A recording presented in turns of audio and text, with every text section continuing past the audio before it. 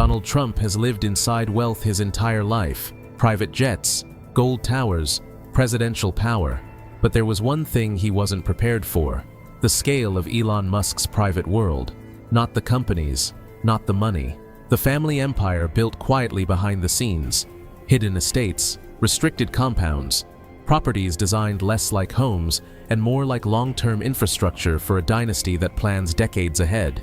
And one residence in particular pushed things so far it quietly drew federal attention, a story that almost never surfaced. Stay to the end, because once you see how Musk actually lives, you'll understand why even Trump didn't see this coming. And don't forget to like this video and subscribe to Zenith before we dive in. The $47 million Austin compound. Just outside Austin, Elon Musk is building something far more valuable than any factory or jet. Not a company, not a product, a family stronghold. Nearly $50 million in property, spread across multiple homes, designed around one idea: keeping his children close while engineering a legacy that lasts generations. At the center is a massive Mediterranean-style villa, large enough for all 11 of Musk's children to gather under one roof without feeling like guests. Nearby sits another luxury home built for shared living, while a third residence functions as Musk's private base of operations, close enough to stay connected, distant enough to think clearly. What makes it unsettling isn't the scale, it's the location. This isn't a gated celebrity enclave or a hidden desert estate. The compound sits inside a normal, high-end neighborhood, accessed by public roads, surrounded by families who had no warning they'd be living next to the world's richest man. Musk paid far above market value, required silence through strict NDAs, and quietly transformed the area with new fencing, surveillance systems, and round-the-clock security.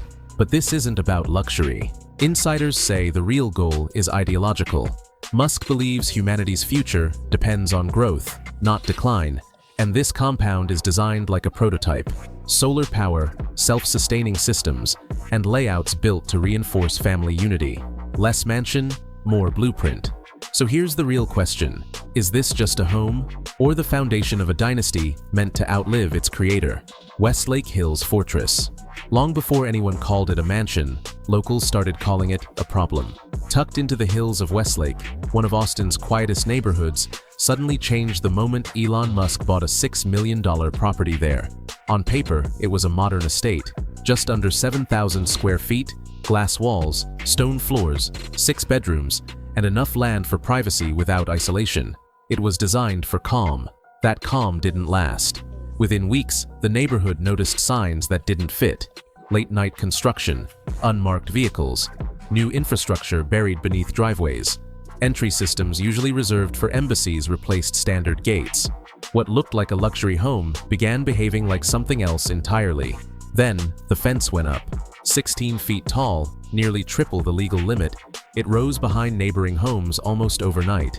Soon after came surveillance cameras with sweeping sightlines, guards walking perimeters at odd hours, and SUVs idling where kids once rode bikes. Residents reported lenses pointed into their yards. The street stopped feeling residential. It felt restricted. Complaints poured into city offices. Council meetings turned hostile. Officials were forced into an uncomfortable question: do zoning laws still apply when the homeowner requires presidential-level protection? For nearly 2 years, the property sat at the center of a quiet standoff between public rules and private power. And then, the truth surfaced. The house was never meant to be just a residence. Insiders revealed it had been converted into a security nerve center, a command hub coordinating Musk's protection across Austin. The mansion wasn't a home that became fortified. It was a fortress disguised as one. What looked like a neighborhood dispute was actually something much bigger, a glimpse into how modern power reshapes the spaces around it, silently, legally, and just out of public reach. Inside, the mansion was quietly transformed. Rooms were reinforced and repurposed. Communication systems replaced living spaces. Storage areas became equipment hubs. Even the landscaping was redesigned to control sightlines and access points, disguising security features as decorative elements. What once felt like a home evolved into a security nerve center, coordinating Musk's movements across Austin. It became a reminder of something uncomfortable but true. For people operating at his level, privacy isn't comfort, it's infrastructure. And then Musk did something that confused everyone. While building fortified properties and family compounds, he chose, by choice, to live in a prefabricated box near SpaceX's launch site in Boca Chica. The structure cost around $50,000 and measured just 375 square feet. No luxury finishes, no guest room, no separation between work, sleep, or daily life. Everything existed within a space smaller than most studio apartments, compressed into a single functional environment. Inside, the design felt intentional, almost clinical.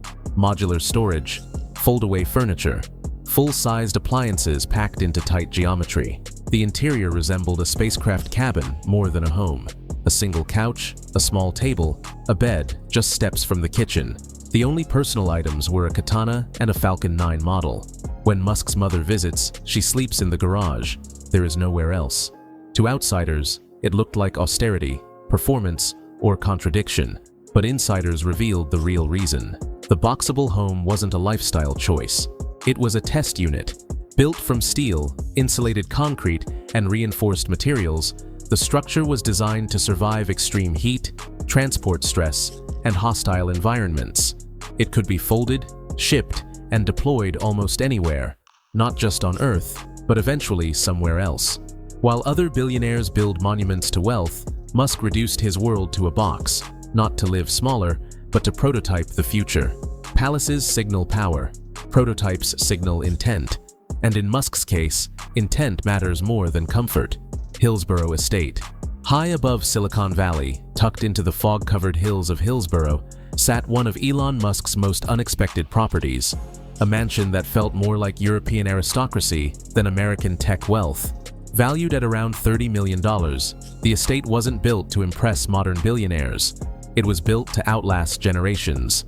Constructed in 1912 and held by the same family for nearly a century, the property stretched across 47 acres, an absurd amount of land by Bay Area standards. At its center stood a 6,000-square-foot Mediterranean residence, surrounded by sculpted gardens, stone terraces, and winding paths that looked closer to a French countryside estate than anything associated with Silicon Valley. Inside, the house operated like a private manor. A ballroom with chandeliers and parquet floors, formal dining rooms, a hidden bar concealed behind wood panels, a library, and an entire staff wing designed for full-time operations. Even the amenities reflected another era: solariums, arranging rooms, balconies overlooking a private reservoir carved into the hills. But the very qualities that made the estate rare also made it impractical. Its isolation placed it more than half an hour from the heart of Musk's work, far from factories, launch sites, and rapid decision cycles. Maintaining the property required constant staff and upkeep, clashing with Musk's growing shift toward minimalism and functional living. What once felt like privilege slowly became friction. In November 2021, Musk sold the estate for its full $30 million, walking away with roughly $6.6 million in profit. The buyer planned to preserve its historic character while modernizing it for private use. For Musk, the sale wasn't about money. It marked a clean break. The Hillsborough mansion became a closed chapter, signaling his move away from inherited grandeur and toward experimental, purpose-built living in Texas. Sometimes progress doesn't mean adding more. It means leaving the past behind to build what comes next. The $29 million Bel Air Colonial Estate.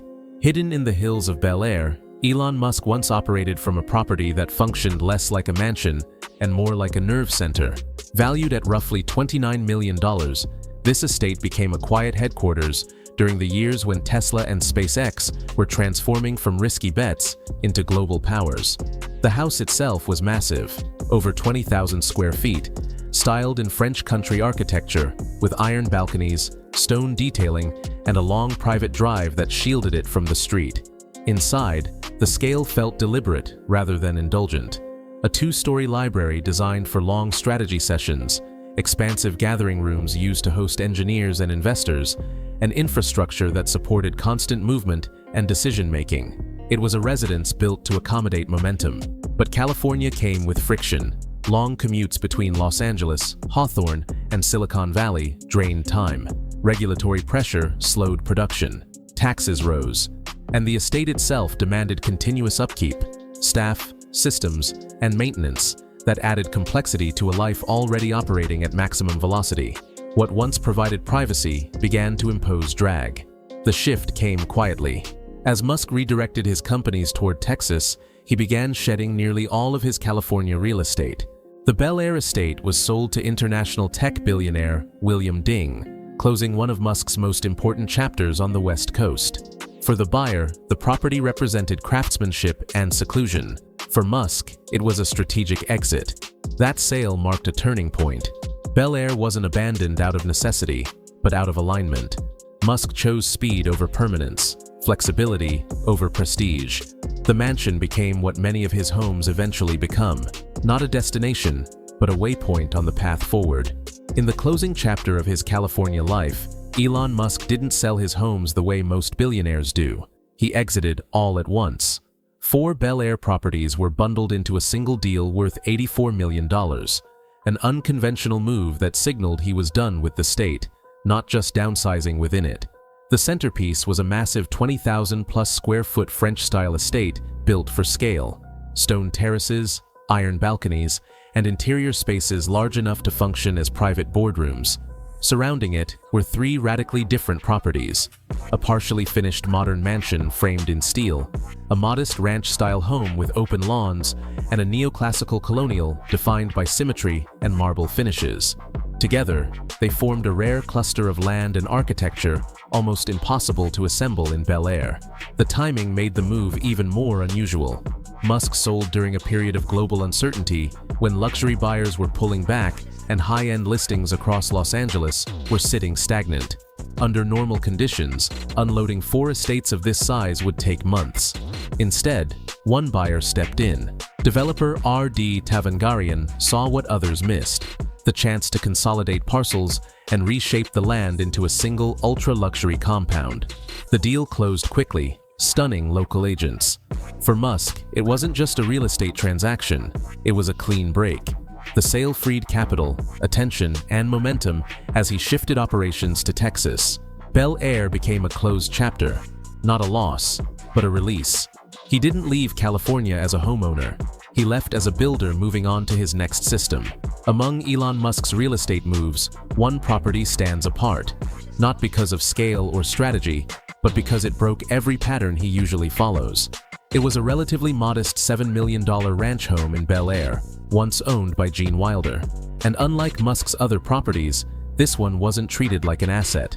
The house itself was understated by Bel Air standards.